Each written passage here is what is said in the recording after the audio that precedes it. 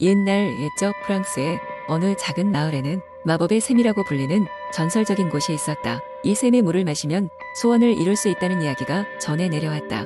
하지만 이 샘은 깊은 숲의 가장 깊숙한 곳에 숨겨져 있었기에 아무나 접근할 수 없었다. 마을에는 아름답고 똑똑한 소녀 앨리스가 살고 있었다. 그녀는 항상 머나먼 모험을 꿈꾸며 샘에 관한 전설을 부모님께 수없이 물었다.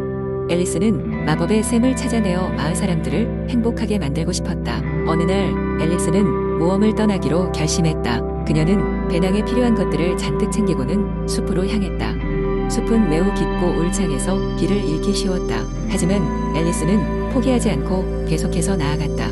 그녀의 마음속에는 항상 왕국을 구하겠다는 확신이 가득 차 있었다. 숲속에서 며칠을 헤매던 앨리스는 온갖 어려움을 겪었다.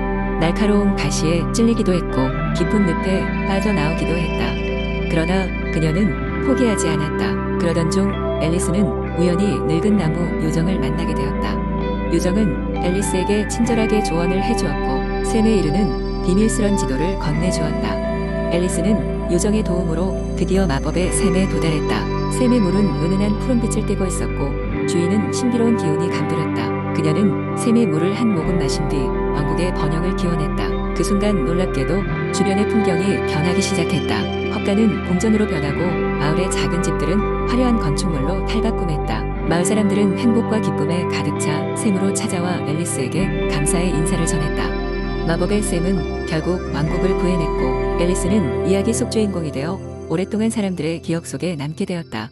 앨리스의 용기와 결단력은 후대에도 전해져 마을은 매년 그녀를 기리며 작은 축제를 열었다.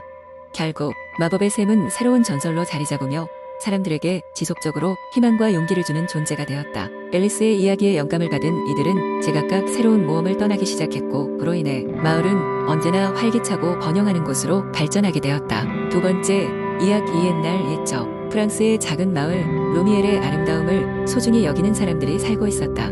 이 마을의 중심에는 놀랍도록 섬세한 조각과 정교한 디자인으로 유명한 유리 공방이 있었다. 그곳에 한 명의 장인이 있었으니 그의 이름은 피엘르였다. 피엘르는 주로 거울을 만드는 사람으로 그의 거울은 단순히 외모를 비추는 것이 아니라 내면의 아름다움까지 비춰주기로 유명했다. 그는 마법적인 힘을 지닌 유리 조각들을 수집하여 마법의 거울을 만드는 것으로 알려져 있었다. 그러던 어느 날 마을에 클레어라는 이름의 작은 소녀가 살았다. 그녀는 항상 자신이 다른 사람들보다 미모가 부족하다고 생각하며 슬픔에 잠겨 있었다.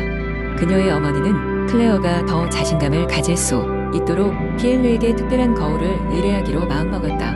어머니는 피엘르에게 찾아가 클레어가 내면의 아름다움을 발견하고 자신의 장점을 인정할 수 있도록 도와주기를 부탁했다. 피엘르는 평소와는 다른 접근 방식으로 거울을 만들기로 했다. 그가 모아온 여러 마법의 유리 조각들을 사용하여 보는 이의 내면에서 가장 아름다운 부분을 반사시키는 특별한 거울을 만들기로 했다. 그는 이 작업을 통해 거울이 아니라 하나의 진실을 비추고자 했다. 며칠의 시간이 걸린 후 거울은 완성되었다. 하지만 피엘르는 클레어에게 직접 거울을 건네주기 전에 그녀가 거울을 통해 진정한 자신을 볼 준비가 되었는지를 알아보고자 했다. 그는 그녀에게 마을의 여러 곳을 여행하며 진정한 아름다움이 무엇인지 깨달을 수 있도록 다양한 경험을 해보라고 권했다. 클레어는 미션을 수락하고 마을 여러 곳을 다니며 사람들을 만났다. 꽃을 가꾸는 정원사, 아이들을 돌보는 선생님, 음악을 연주하는 예술가 등 다양한 사람들과의 만남은 그녀에게 내면의 아름다움이란 단순한 외모가 아닌 마음의 상태와 연결되어 있음을 알려주었다. 그녀는 사람들이 미소 짓는 순간 진심 어린 나눔 속에서 진짜 아름다움이 피어난다는 것을 배웠다. 이 모든 경험을 통해 클레어는 자신에게도 아름다움이 있다는 것을 깨달았다. 그녀는 다시 피엘르를 찾아갔다. 피엘르는 그런 그녀에게 마침내 거울을 건네주었다. 클레어가 거울을 보자 그곳에는 외면의 모습이 아니라 그녀의 따뜻한 마음과 배려로 가득 찬 심성이 비춰지고 있었다. 클레어는 자신이 얼마나 아름다운지를 깨닫고 웃을 수 있었다. 이제 그녀는 자신의 외모에 대한 걱정 없이 자신감과 사랑으로 가득한 삶을 살 수 있게 되었다. 이 마법의 거울은 단순한 유리 조각들이 아닌 클레어의 경험과 깨달음을 통해 진정한 마법을 부여받은 것이었다. 그리고 이 이야기는 세대를 거쳐 프랑스 전역에 전해졌고 루미엘을 방문하는 이들은 피엘르의 내면의 거울을 찾기 위해 오곤 했다. 이런 기억은 마을 사람들에게 진정한 자아를 찾을 수 있도록 하는 큰 가르침이 되었다. 세 번째, 이야기 옛날 옛적 프랑스의 브르타뉴 지방에 아름다운 해안 마을이 있었습니다. 바다와 인접한 이 마을의 주민들은 주로 어부로 살아갔고 새벽이 되면 모두 항구로 나가 바다에서 하루를 보내곤 했습니다. 이 마을에는 오래전부터 전해 내려오는 전설이 있었습니다. 그것은 바로 바다 건너편 절벽에 숨겨진 보물 이야기였습니다. 전설에 따르면 몇 세기 전 해적들이 이 지역을 침범했을 때 그들은 금과 보석으로 가득 찬 보물 상자를 절벽 속 깊은 동굴에 숨겼다고 했습니다. 이 전설은 오랜 세월 동안 그저 이야기로만 남았고 누구도 그 보물을 찾기 위한 모험을 감히 떠날 생각을 하지 않았습니다. 마을 주민들은 매일매일의 생업에 만족하며 그저 전설을 이야기할 뿐이었습니다. 하지만 이 전설에 특별히 관심을 가진 소년이 있었습니다. 그의 이름은 피에르였고 그는 어린 시절부터 할머니가 들려주던 해적과 보물 이야기를 들으며 자랐습니다. 피에르는 언젠가 그 보물을 찾아 마을을 부유하게 만들겠다는 꿈을 꾸며 자라왔습니다. 어느 날 피에르는 결심했습니다. 더 이상 망설이지 않고 직접 보물을 찾아 나서기로 했습니다. 그는 먼저 마을 도서관에서 낡은 해적 지도를 찾았습니다. 그 지도에는 바위산과 해안 경로 그리고 해적들이 숨겨놓은 보물의 위치가 거칠게 그려져 있었습니다. 피에르는 망설임 없이 지도를 손에 쥐고 모험을 떠났습니다. 피에르의 모험은 순탄치 않았습니다. 그는 험난한 절벽을 오르고 동굴 속의 미로 같은 통로를 헤쳐나가야 했습니다. 그리고 마침내 전설 속의 황금 상자를 발견하게 되었습니다. 그 상자 안에는 오랜 세월을 거친 금화와 보석들이 가득 차 있었습니다. 피에르는 상자를 열고 그 안에 담긴 보물을 보며 믿을 수 없는 표정으로 미소 지었습니다. 피에르는 마을로 돌아와 그 보물을 나눴습니다.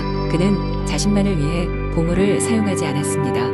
그는 보물의 가치를 마을 사람들과 공유하며 마을의 학교와 도서관을 짓고 바다에서의 안전한 항해를 위해 더 나은 배와 장비를 구입했습니다. 피에르의 용기와 대담함은 전설 속 이야기로 다시 전해졌습니다. 그리고 브르타뉴의 해안 마을은 전설의 보물이 현실이 되면서 한층 더 아름답고 풍요로워졌습니다.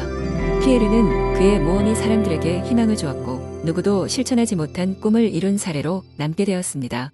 세월이 흐르면서 피에르의 이야기는 브르타뉴의 또 다른 전설이 되었고 마을 사람들은 자신의 용기와 꿈을 믿는다면 어떤 것도 현실로 만들 수 있다는 교훈을 깨닫게 되었습니다. 네 번째, 이야기 옛날 옛적 프랑스의 어느 작은 마을에 루이라는 소년이 살고 있었습니다. 루이는 호기심이 많은 아이로 늘 산과 숲을 탐험하곤 했습니다. 그의 꿈은 언젠가 마법 같은 모험을 경험하는 것이었습니다. 루이의 할머니는 늘 루이에게 마법의 숲에 대한 전설을 이야기해주곤 했습니다. 그 숲에는 형형색색의 나무와 말을 하는 동물들 그리고 소원을 들어주는 요정이 살고 있다고 했습니다. 어느 날 루이는 할머니가 말씀하셨던 마법의 숲을 찾아보기로 결심했습니다.